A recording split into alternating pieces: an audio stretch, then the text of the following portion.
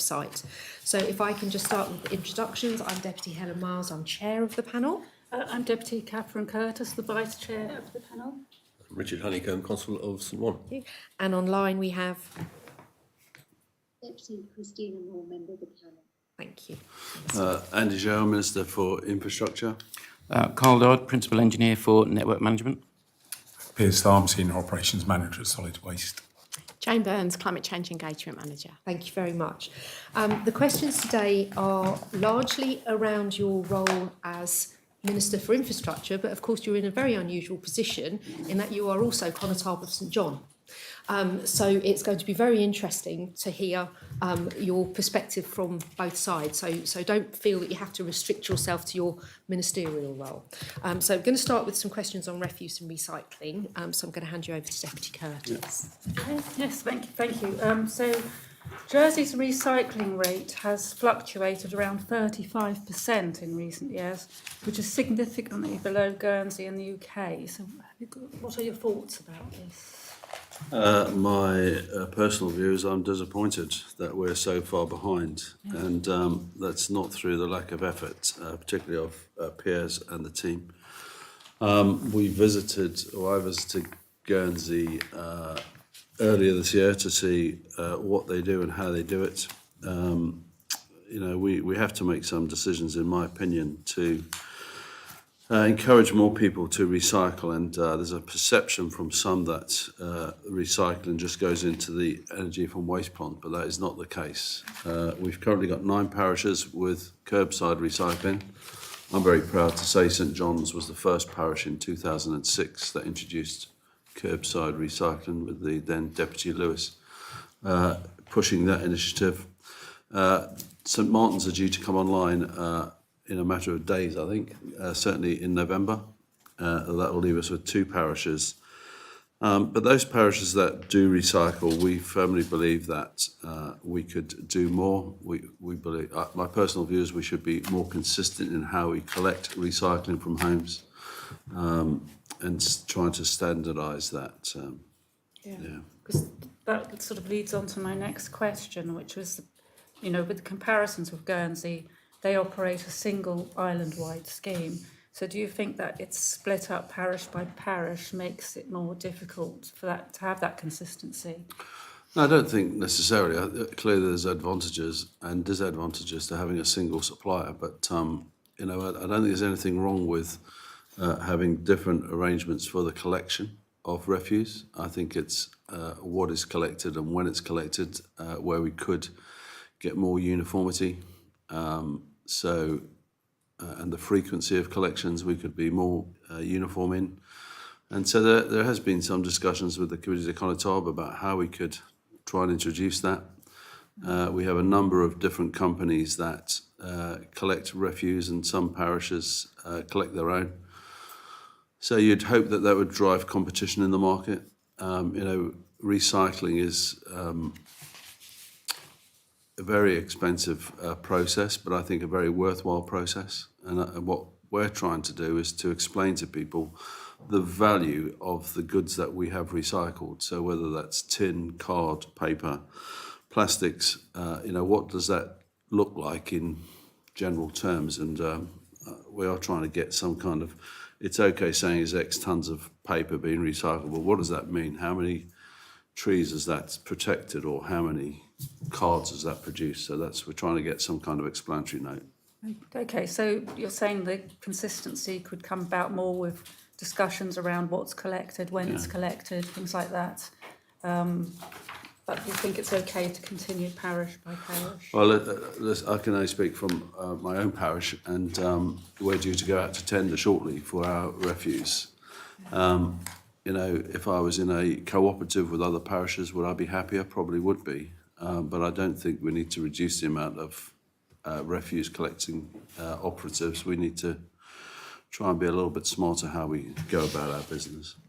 Okay, and have you had any discussions with the parishes who don't offer this service, and the ones who are not? Yes, I think the challenge for the remaining 2, and certainly for St Martin's, has been a challenge is to find a provider who is willing and able to provide that service. that has been a struggle, and as I said, cost is a struggle. So the cost has to be approved by a rates assembly, and therefore you're at the behest of your parishioners who either vote the sum of money or don't. And I understand from St Martin's, the most recent parish to come online or to be coming online, it hasn't been an easy task to get those additional funds voted for. Okay, so that's St Martin's. There was another parish I think you said was about to. No, St Martin's are coming on, so they'll be number 10, and that leaves us with Grooville and St Clement's. So I think a lot of it where is that a lot of perception is the fact that it does end up in the incinerator, and I think a lot of people, I mean, we get a lot in St Martin's, people saying, well, what's the point? We're not going to recycle because it just ends up in the incinerator, and we're not prepared to do it. And I think this is something that might be. So our response, but you're absolutely right, Richard. I personally promote recycling virtually every month. Occasionally I forget, but virtually every month I promote and remind people it's Recycling Week. We've got work to do in terms of education. I think the schools are the place to be, because in St John, when we launched that, it was the school children who persuaded parents and grandparents to recycle. And we invest a lot of money in the communication of recycling, what can be recycled, what can't be recycled. Clearly, you want clean product. You don't want to contaminate the product, which therefore can contaminate a load. I don't know if there's anything you want to add, Piers, in terms of that. Yeah, I think it's a perception, as you say, but it's generally that vocal minority, whereas and people will sometimes believe that. Whereas, say, we've got a limited budget for publicising what we do. Recently, £40,000, but that is every household quarterly. We've got something in the parish magazine, so we feel that is very good value. That every household is getting that information. Again, it's what people choose to believe, and some of it is working with certainly a lot of the collectors to reinforce the message that they're part of it. And I know, obviously, I've worked very closely with the last parish that we brought online, St Bonds, and the collection team really try and reinforce that message. So it comes from everybody taking part in it. So can I just come back to, because I was going to ask you, as Minister for Infrastructure, do you have any discussions about this with the parishes who are not doing anything about this at the moment? I think you said Grooville and St Clement. I have had discussions with them in the past, and I think both of them are struggling to find an operator to do the work efficiently. I know St Clement's are particularly keen to do something. I think Grooville are also keen. I think that's fair to say. They both would like to do it, but it's about getting an operator that will deliver the service at an efficient way. Right. We still have, I think it's 16 bring banks around the island. We looked at whether we could save money by removing those bring banks in the parishes that have got curbside recycling. We don't have any in St John because the curbside is good, but people like me will still go to La Collette and recycle goods. We encourage people, if they get a lot of card, to get a second box for their card and paper. I think it is about education. But in Guernsey, they recycle food waste, for example, which is something we should look at, because food waste contaminates other waste. And there's been a huge amount of work done by Piers and the team analysing the waste that is collected and the type of product that is collected. We've got a lot of work to do when it comes to recycling. The team are working on a strategy for us to bring forward. So there's a strategy being worked on to incentivise the parishes as well. Well, I'm not sure incentivise is the right word, but I think it's about trying to get a consistent approach. We mentioned Guernsey, what they do, but a lot of towns and cities around the UK, around Europe, have different processes. But certainly in my household, we rarely put the bin out every week. It tends to be once a fortnight. we bought a larger bin, and we recycle as much as we can. Now, that may not be tolerable in the summer, but if we were recycling our food waste, it probably would be tolerable. In the UK, I mean, they recycle food waste every week. Yeah. We were in Gloucestershire. Yeah. But the other thing that is cause us problem, you're saying about contaminating loads, is plastic. In the UK, it's every plastic. The local authority bring round a massive bag, and they literally every month they take it away. But that's every plastic. So that's sort of food. Yes. So my I think I'm just about there now in moving from Tetra Paks for orange juice to plastic bottles, because we cannot currently recycle Tetra Paks, although Tetra Paks can be recycled. So the challenge we've got is the cost of the recycling. But I do think in the UK legislation has come in to make it. It's where there's multiple factors, and I know we're talking a lot about recycling, but it's waste in general.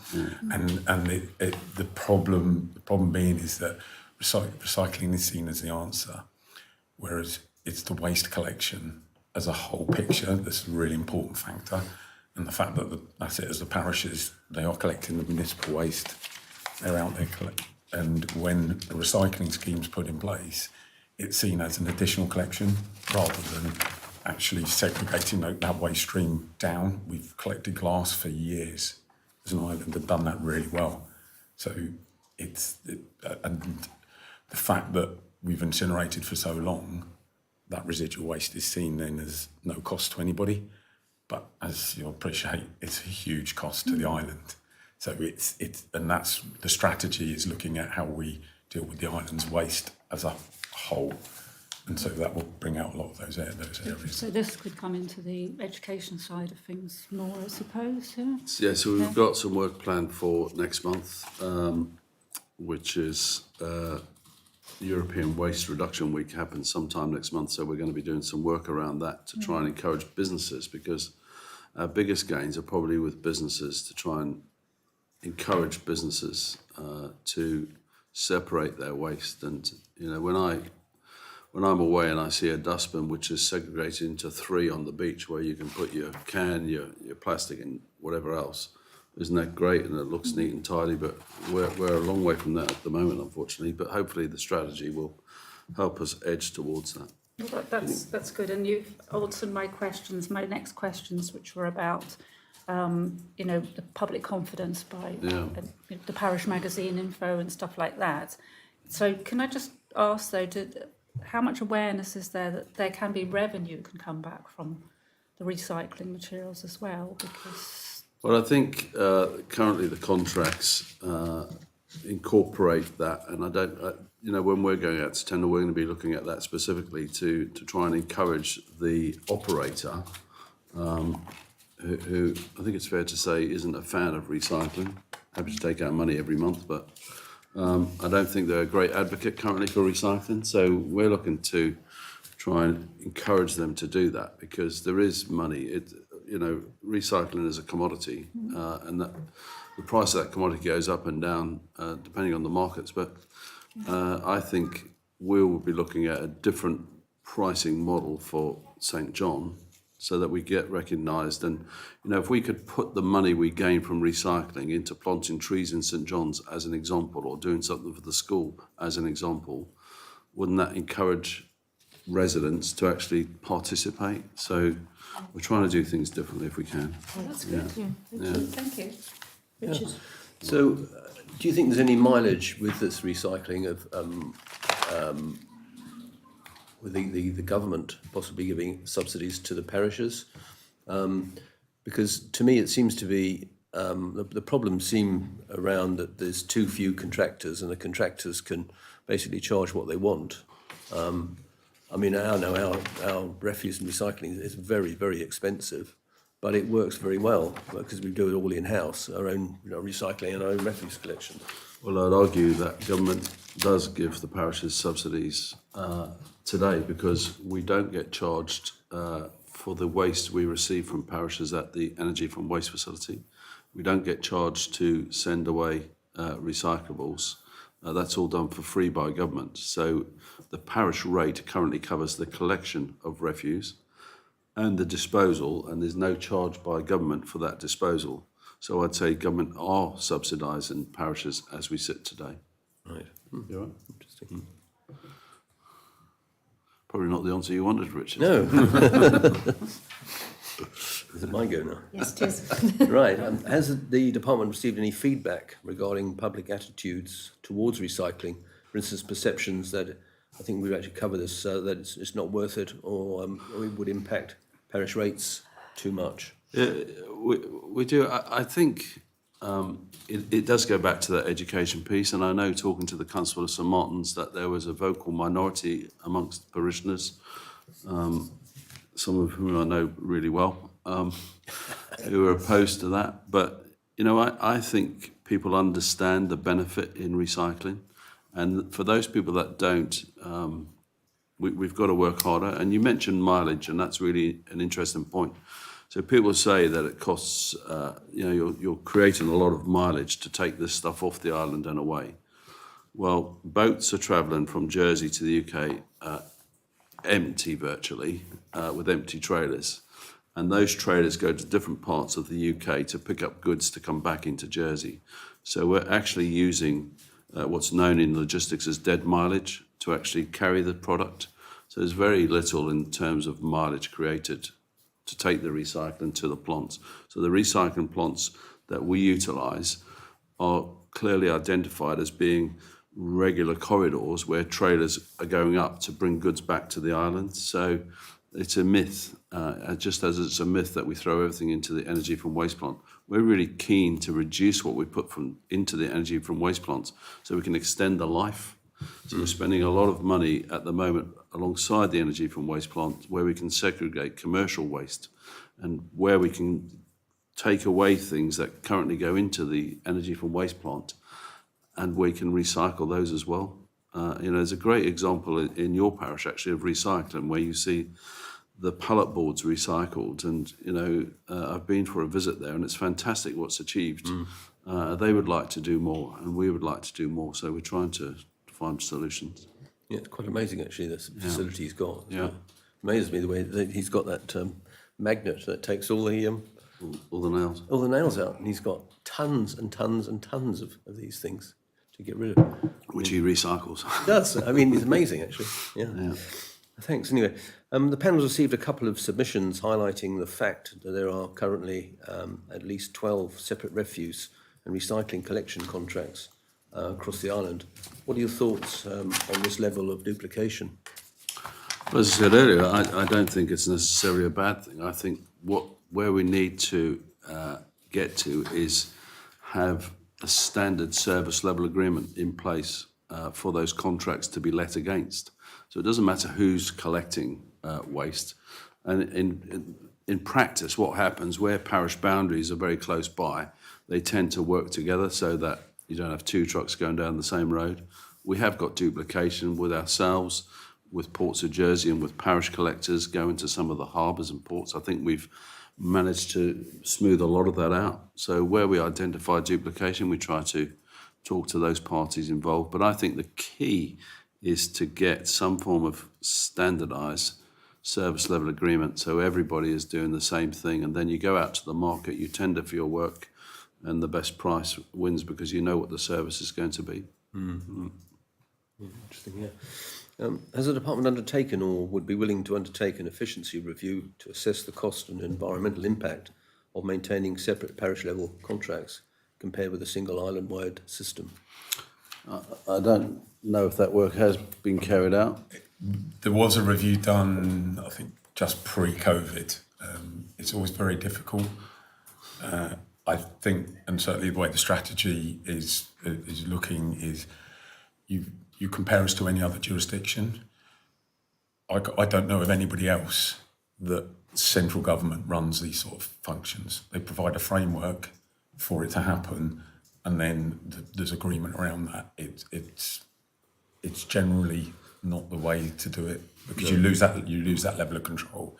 And certainly the review that was done then, it made some assumptions that having the knowledge of running a service, we wouldn't, the service level to individuals would go down massively. And private roads, etc., in the island, you get that issue where a lot of contractors would turn around and say, I'll only go to a public road, not private road. And so you have lots of problems.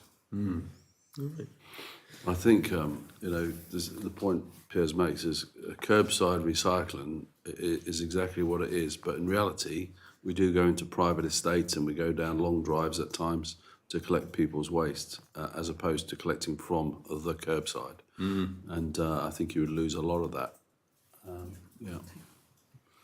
We've got to a stage with sort of certain people who won't recycle and put everything. We've actually written to them and said that, unless they do start separating their waste, we won't collect any longer. So it's certainly an experience of Guernsey, and we're very close contact with our colleagues in Guernsey.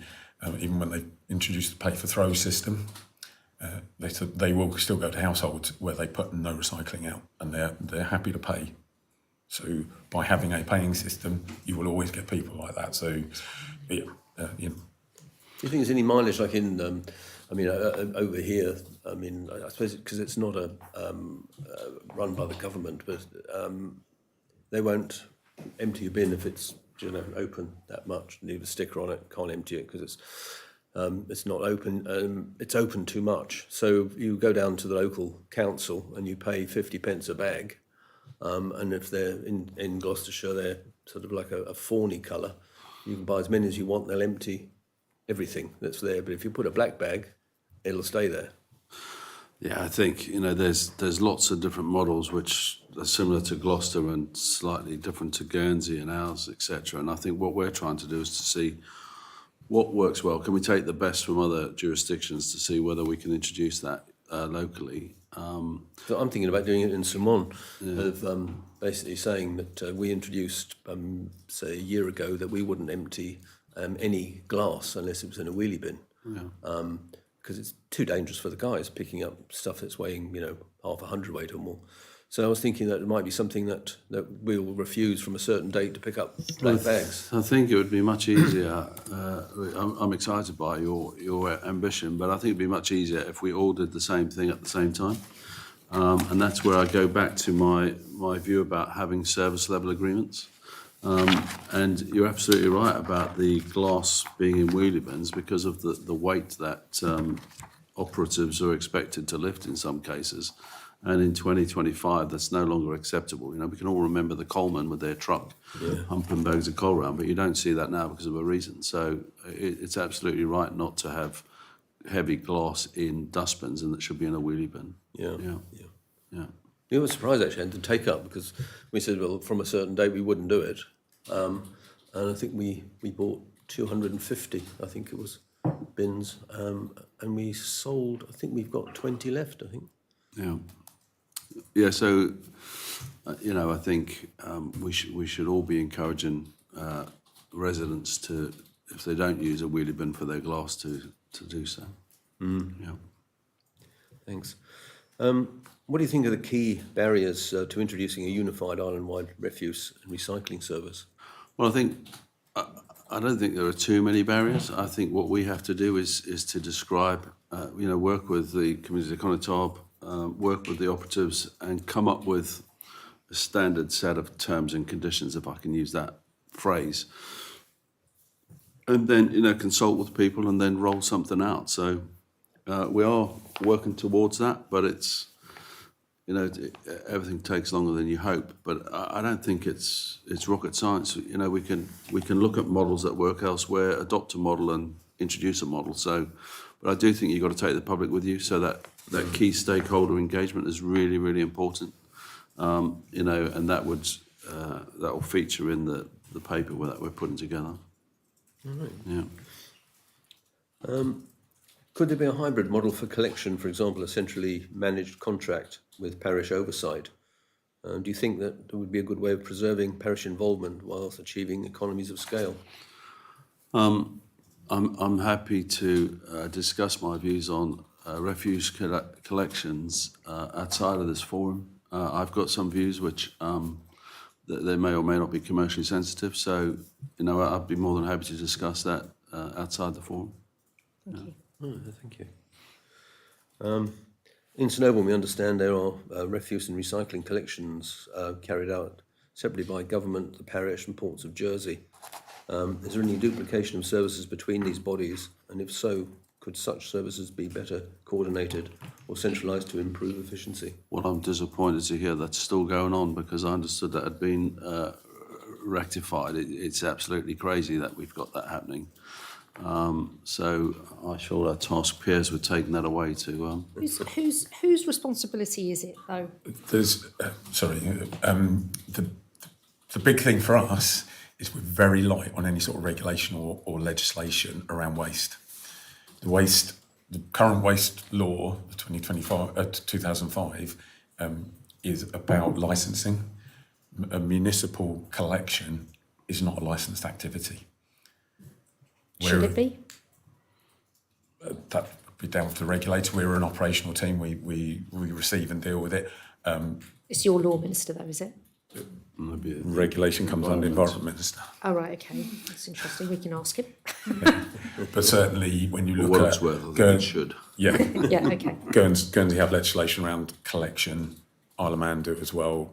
Again, across the UK, I don't know the rest of Europe, but they will have. So I guess that's potentially the key to this kind of... I don't think there's any point in coming up with service level agreements, terms of reference, unless you put in the way of managing that, because otherwise you've just wasted a whole load of effort. Yeah, okay. Whatever you put in, you're going to have to manage. One of the fundamental pieces of the strategy is to work with all those stakeholders within government and outside of government, and look at it as a holistic. Yeah. And I guess the issue is, unless you have got that legislative framework, it's very easy for one party to say, no, we're not doing that. Okay, that's thank you. That's really handy. We'll address that to the Environment Minister. Thank you, Richard. Just moving on to parks and gardens, another area where the parishes have a role, government has a role. Could you just clarify the governance and management structure for public parks and gardens? Yeah, I think what's really interesting is the quality of the parks that we maintain, and I think of Howe Davis Park, Coronation Park and Winston Churchill Park, all of which I've visited in recent months. And I have to say the team there do an amazing job to maintain them. So those three main parks are maintained by our staff, in-house staff. Millennium Park is subcontracted to the parish of St Helier, so they work on a contract basis. So we've got an overall operations manager in terms of the structure who oversees the teams working in those parks, and I'm really excited by the work that's been done in the last 12 months actually within the parks. We're now trying to benefit from economies of scale, working with the sport division in terms of purchasing, etc. So we both use fertiliser, so that why don't you buy your fertiliser together and share it out. So some really good stuff going on there. We then have a contracts manager who's really got to grips with the contracts for a lot of the outlying areas. So we have land that is owned by or administered by infrastructure. We've got land currently administered by property holdings.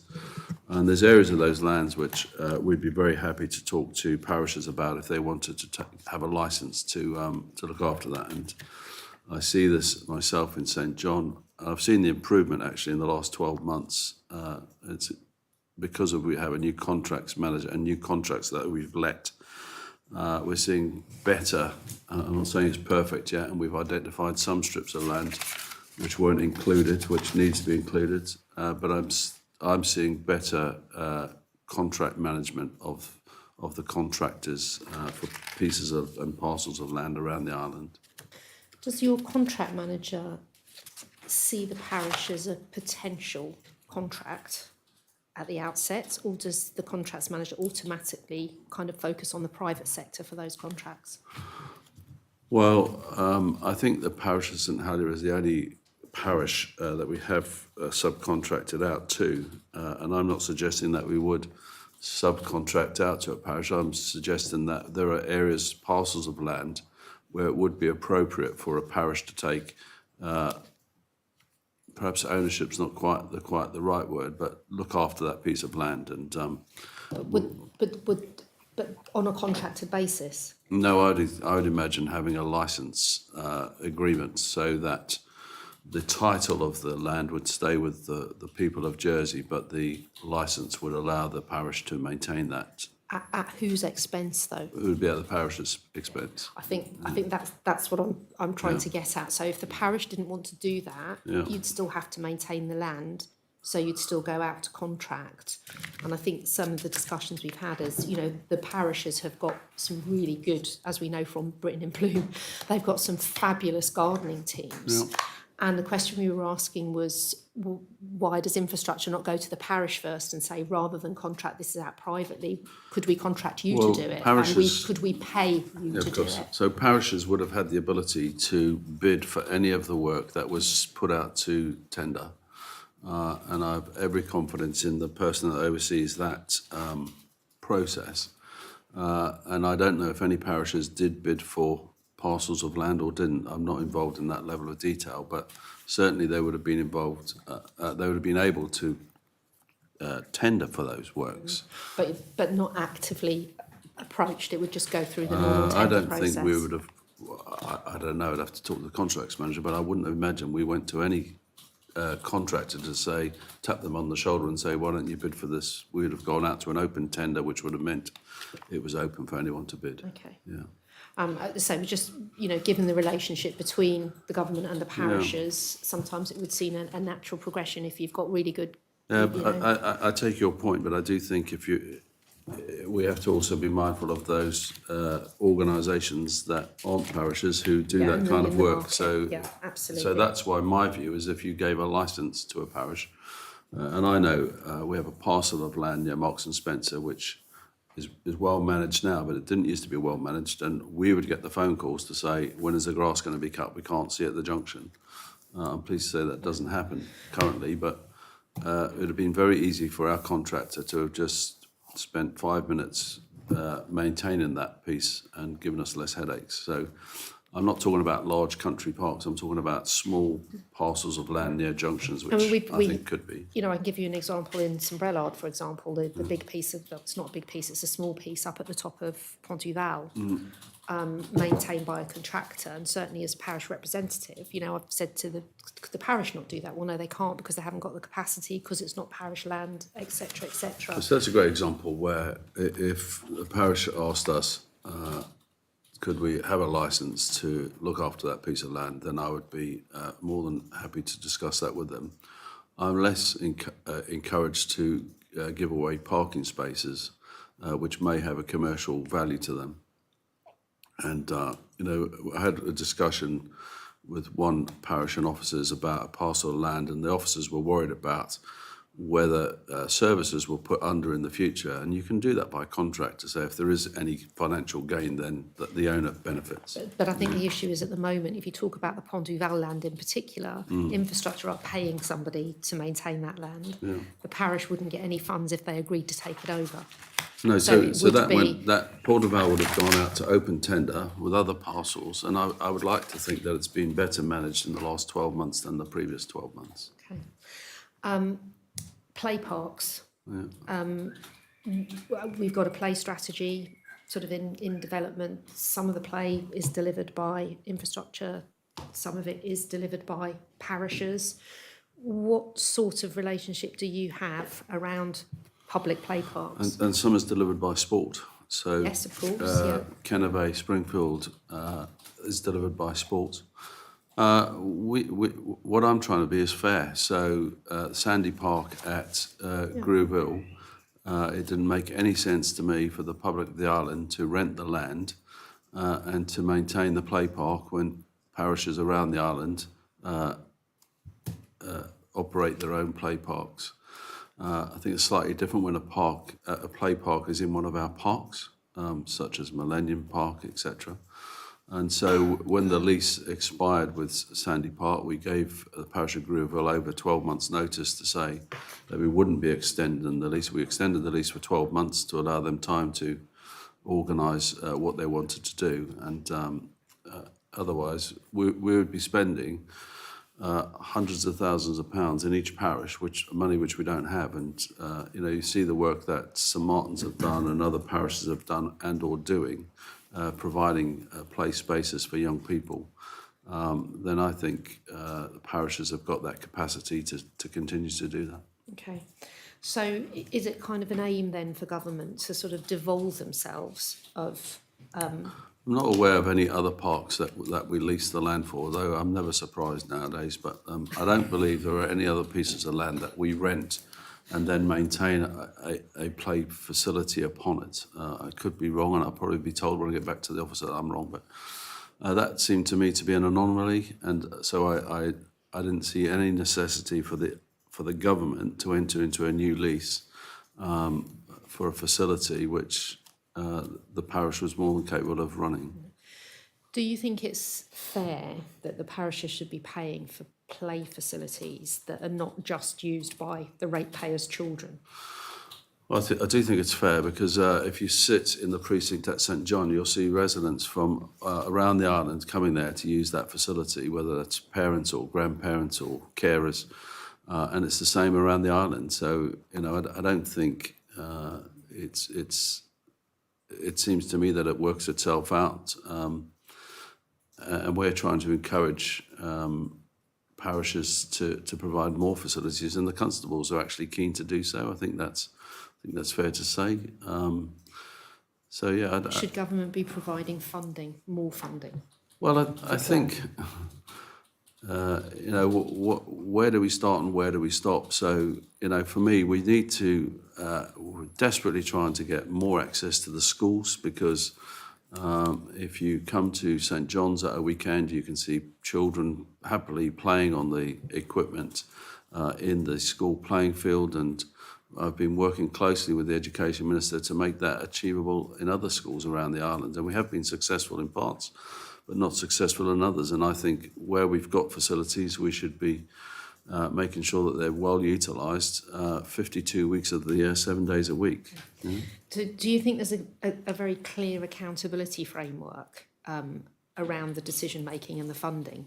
I think there is. I don't think it's particularly well understood by islanders / parishioners. I don't know if we shout enough about the parks that we provide and the play provision we provide as a government and or as a parish. I think people see a play facility and will go and use it if it's attractive. Okay, and if it's not, they expect somebody to pay for it. They do, and that's why we pay parish rates, is to maintain the land and the facilities that are in each parish, and long may that continue in my book. Okay, thank you. I've got some questions about roads now. Can you outline how your department works with the parishes in relation to the maintenance and management of parish roads, and whether there are any particular challenges or areas for improvement in that relationship? Well, I'll probably use two words to describe our relationship. We work closely, and sadly we work slowly at times. So we've got 171 miles of main roads, and there are 295 miles of parish byroads. But to be serious, we do work closely. Carl and his team are doing some great work in reviewing the road traffic laws, which some of them date back to horse and cart, 105 years old, I think, in some instances. Yeah, the laws of worry. And some are 26 years old. So there's a huge piece of work that's been undertaken over the last 2 to 3 years, and we've probably got 2 to 3 years to go. And that's included detailed consultation with roads committees, the parishes, and what we're trying to do is to identify the best way forward, and I think we are making good progress. My personal belief is, for example, is that it's not appropriate for all roads inspectors in a parish to be elected on the same day, because you could lose a lot of knowledge from your organisation. You may want to do that, but I think it's foolhardy to do that. I think we should move to the same system we have for procureurs and centeniers, where people are elected every 18 months, so you get some continuity and you therefore retain some corporate knowledge. I think that's one of the recommendations that's been made to the review. I'm hopeful that we will observe that. And I don't think it's unreasonable to elect one member to the Roads Committee annually. So again, you retain that corporate knowledge as opposed to 3 members coming up for re-election at the same time.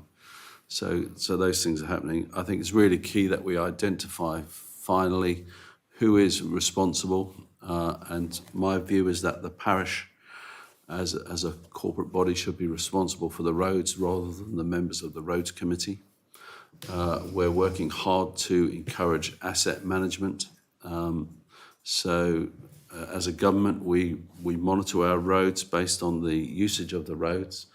And so we'll monitor the busier roads more frequently than the less frequented highways.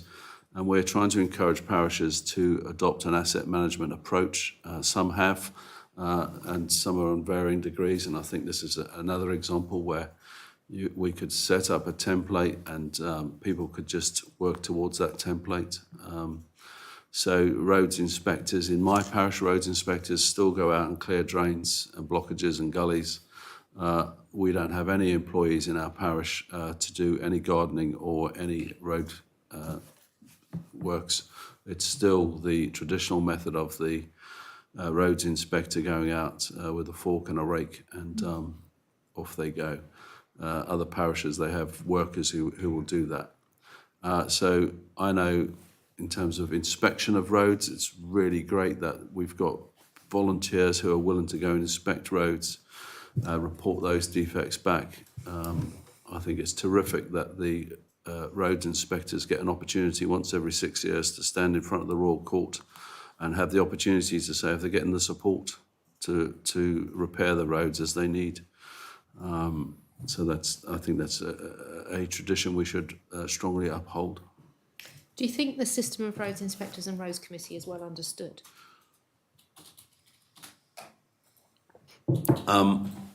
Not as well understood as it could be, and I think we can do a lot to improve the parochial system in general by just introducing what's expected of each position, and I think we should provide more training. I know you met the procureurs recently. That's not the first time the procureurs have met together. I've personally hosted 2 training sessions in St John, one when I was a procureur and one when I was constable, to give them updates really on a whole range of subjects. And I think the roads committees, they've met several times, and I think we should learn from each other. Times evolve, times change, our responsibilities change, and so we've got to be. I hate to use the word standardisation, but we should be more consistent across parishes. So if somebody allows their name to go forward as a roads inspector, he or she should fully understand what they're allowing them to go in for. And what I try to do in St John is I try to have a kind of succession plan, which doesn't always go down well, but I try to encourage people to retire when it's appropriate and allow younger people to come through so they can learn from those people who have held a position in the past as a almost like a mentor type approach. And I think we could do a lot more around that kind of stuff. And you've said that you can do a lot more about that. What influence have you got over the Comité de Constable to introduce those sorts of standardised measures, be it for roads committee or procureur or? I think we could do better. Would be my honest observation. I think we've got hundreds of volunteers on this island who keep the island running and save the island hundreds of thousands of pounds a year. The Honorary Police, for example, is a great example. I've got a waiting list of people who want to join St John's Honorary Police. And, you know, we're very proud of that fact. And we're able to choose who joins us. So we've got to, I think it's a bit like the educating people about recycling. It's about education, isn't it? It's about being open. It's about communication. It's hard work. It is hard work, but it can be done. Can be done. Thank you.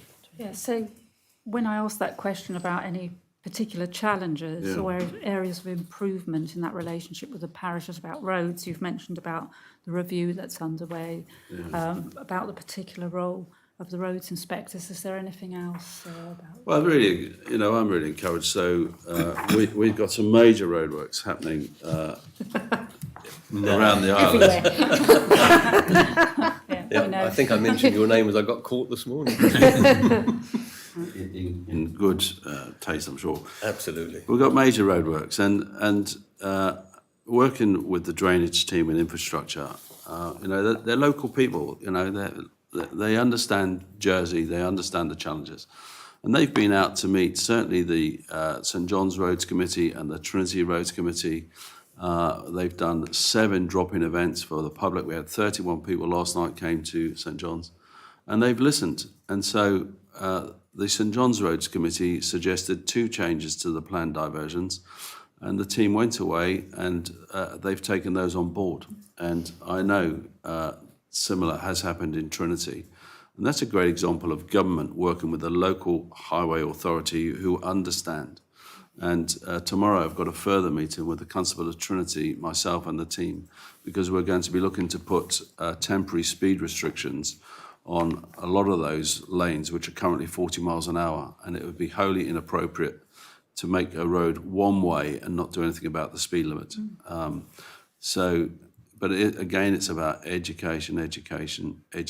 We've got to get the messages out there. We've got to communicate with the residents and the people that go through. And I'm really keen, as an example, to get the signs up that say you could face a fine of up to £1,000 if you ignore a road closed sign. I don't think we should apologise about that. We don't want to fine one person. But equally, I don't want to spend £200,000 a year on security staff standing at barriers, because I'd prefer spend that £200,000, put more tarmac on the roads. So it's a good relationship. You know, when I say slowly, the speed limit review has taken since 2017. Is that right? The framework was agreed in 2016. The first parish to have its reviews in 2019. Yeah. And we've got the last 2 parish reviews On my desk to currently sign. doing St Ones, and we've got the last 2 just started. So that, you know, that's an example of where it takes far too long, and we're looking at how do we streamline that process. You know, I've had correspondence this week about road safety audits, and that takes too long. And so I'll be looking at that area next week, because that's predominantly to do with main roads. But you know, we've worked really hard to reduce the amount of consultants we use. We don't consult now as a department on planning applications on parish byroads. What was the point of that when we're not the highway authority and the parish is the highway authority? So we've stopped doing that. Clearly we'll have a look if it's a major development and any impact on the main road, but we were consulting on parish byroads, which was ridiculous. So there was duplication there. We stopped that. So we are keen to continue to work closely with the parishes. You know, we have a monthly meeting where all the parishes are invited to meet with the utilities and the department to talk about upcoming roadworks. Believe it or not, roadworks are generally planned. I know that's hard to believe at times. We do a lot of our main roads during school holidays, because the facts are there's 20% less traffic on the road, so it's as good a time as any. But, you know, when there's emergency works, we can't control that. The closure of Rouge Boyard, we couldn't control that. Our priority is the safety of the public. And you know, we have to take advice on that. Yeah. Okay. Well, you've answered my next question, but just one extra bit in it. about consideration for people using mobility scooters and finding scaffolding or other obstructions in the way. And this is something that's been mentioned to us Several in the times. review. Yeah. So what can infrastructure do about that, or the parishes? Or, Well, infrastructure certainly work closely with both Enable and ICANN. So people who represent those who may have challenges, mobility challenges. I think when it comes to the roads that the infrastructure department are responsible for, I think we do a reasonable job.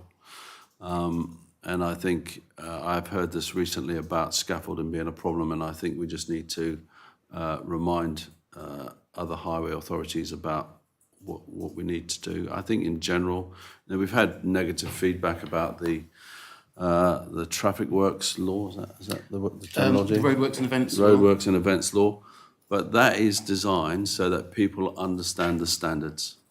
So if people aren't complying to standards, in my view, there better be a damn good reason they're not complying to standards. Because an exciting thing we're working on in infrastructure is with the parish of St Helier on a buggy to help those less able people get around St Helier. So we're really keen with that work. great, thank you. Yeah. The traffic work system, I think, works with the really events law. It's fantastic. I mean, it's turned sort of problems we were having with cycle races and things with honorary police attendants. Was now they just apply for that and they're allowed to stop traffic, and it makes a huge difference to us. Yeah. Okay, over to you. Yeah. Constable. Could you outline the process by which parish proposals or concerns about roads and safety improvements are considered by the infrastructure department? Yeah, so there's a road safety audit panel. I think I've got that. Road safety review panel. Oh, review panel, sorry. Road safety review panel, which meets monthly. As I said earlier, I think we need to look at that. Somebody shared with me the response, the automated response, which wasn't very helpful, I don't think, to the customer. I view residents and islanders as customers from an infrastructure department, and to me, we need to just think a little bit more about the customer. And the computer says no far too often. We get a lot of requests about road safety, and whenever we reduce the speed somewhere, we get commuters, predominantly commuters, complaining that we've reduced the speed. And Trinity School's a great example where we've put a traffic calming measure in there. I met with the Constable of Trinity, so again, working with the parish. I met with the head teacher, staff pupils. It was evident that it was difficult for those young people and parents and staff to get across the road. We've introduced a speed limit there to slow traffic down, and we still have people who are complaining about the reduction in speed. We may be able to do something working with the parish further up the road, but we've got a hierarchy for the road, and I think we've got to follow that. And we've got to explain it more, because people don't understand that the pedestrian, the cyclist, have more priority than the person driving his or her car. So, I think the challenge for us is doing things quicker. Yeah, not driving quicker, but doing things quicker. Because if a group meets once a month and we've got a backlog, then, in my experience in business, then you'd be looking at how do you remove the backlog, how do you change the process. If there's key people that have got to be at the meeting, then why do they have to be at the meeting? So I'm probably going to go to one or two of these road safety review group meetings to learn a bit more, but it hasn't been high on my agenda. I've been out and visited sites personally where people have contacted me and quite frankly been shocked at the behaviour of some people. But a lot of that is to enforcement. So we changed the speed limit. We don't enforce the speed limit. And I was delighted to read the paper tonight to see that there's a new bit of kit which I've been trying to get since I was appointed. Yeah, it's arrived. It's only 4 years that I've known about. Yeah, so I was very happy to sign virtually on day one. Yeah, no, So we look forward to that. Yeah. How does your department ensure then that the parish concerns are listened to and acted upon in a timely manner? Well, I think Yeah, you know, I can speak from personal experience. The crossing at St John took some 20 years to install, and I have to say was agreed before I became minister. Otherwise, I'd have been in all sorts of trouble. But 20 years, that's just far too long. So we need to review our processes. We are limited by budget, clearly, and I was just going to say that's we, the problem, we, isn't we it? have to prioritise. But I think, you know, my observation of my department is, or our department, is that we've got some fantastic people there, but too many of those fantastic people are involved in too many things. And I think we need to empower more people to review things, and then let's get the decisions made at the top of the tree rather than the top of the tree being made in doing the work. So I think we can improve, and but you know, I don't take away from the professionalism of the officers we've got working for them. Are first class. Yeah. I think that's the thing that's difficult for the constables and the roads committee to actually really understand, because they've got a thought, as we've had in the past, but when you're actually dealing with the expert, actually to look at what you've proposed, it puts a different sort of I think thought to it. You know, my background is logistics, so I've run large fleets. I understand a little bit about it, and if somebody tells me that a new pavement has got to be, is it 1.8 metres wide? Is that what you can tell me? You're talking about footways? Yeah. That would be an ideal. So, Only 1.8. Oh, thanks. so my view is that having a metre of 1.2 is better than having no footpath at all. So I take a slightly different view to the officers, and you know, that's when we start having some interesting discussions and trying to find workable solutions. So, as I said, the computer says no too often, but we're trying to redesign the computer. Finally, given that both parishes and the government employ traffic wardens, and that responsibility for roads is split between parish and state's ownership, has your department reviewed whether current parking enforcement arrangements are as efficient and consistent as they could be? It's a good question. I don't know the answer to that, Richard. But I have to say I've been out with a parking control officer around town. That was an interesting experience. And you know, I answered this question in a different arena recently. So we introduced, for example, the blue badge parking with blue painted. But the level of fines is very consistent with the previous year. And I was quite frustrated at that. However, we've put in far more resource in monitoring those. So we're catching more of the offenders, and I think there are less offenders to catch. Is that, you want to comment on that? No, not necessarily, but just to say in terms of the enforcement of chargeable parking places, there is a coherent system of Jersey car parks provides that enforcement. So there is a sort of a single model in relation to chargeable parking. I think the problem falls down with that, though, is that we've had in the past when I was centennier that having to take a case to court, and someone said, "Well, I wasn't driving on that day. Nothing to do with me." And I think the fine structure is not enough.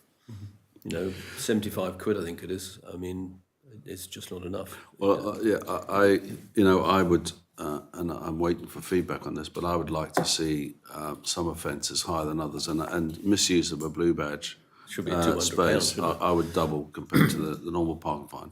Again, we don't want to collect any fines, but we collect over £1 million of fines a year.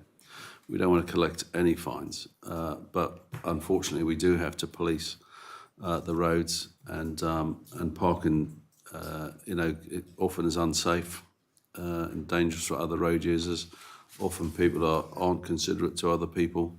So sadly, we need to continue monitoring parking. And there are some good examples where we've got relationships with some parishes who work with Ports of Jersey and other parishes together. So combined, they employ people, which is a great use of resource. Yeah. Okay, thank you very much. Do you have any further questions? Deputy Moore, did you have any questions that you wanted to ask? Nothing from me, thank you very much. Thank you. Constable, Sorry? any further questions? No, I'm fine. Okay, well, right on time. Thank you very much. Is there Thank you. anything that you'd like to ask or tell the panel whilst you're here? Well, once the meeting closes, perhaps I will. Okay, in that case, I'm looking to my left.